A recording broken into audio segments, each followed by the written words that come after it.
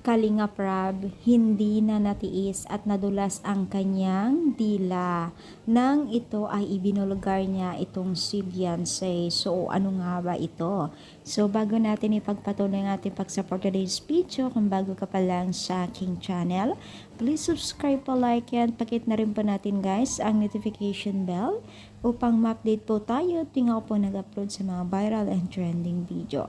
Alam niyo ba guys na itong si Kalinga Prab ay tila nadulas ang kanyang dila during live niya patungkol dito kay Beyonce. At syempre hindi na niya mababawi yun dahil naka-live siya.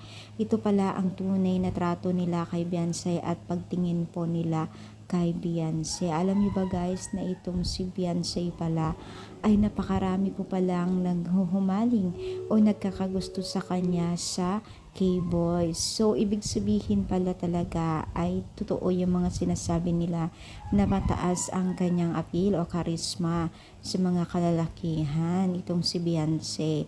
At syempre, meron Kalingap Edo na magmamay-ari na.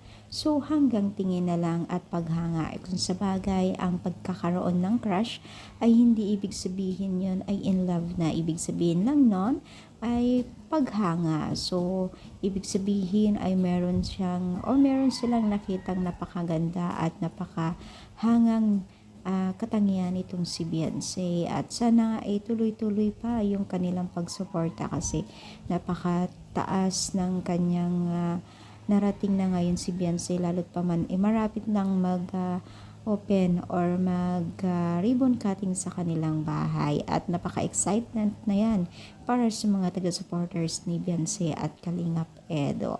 So kung isa ka doon, i-comment down nyo na kung ikaw ay excited, i-comment down, palike ang ating video. Thank you and God bless all.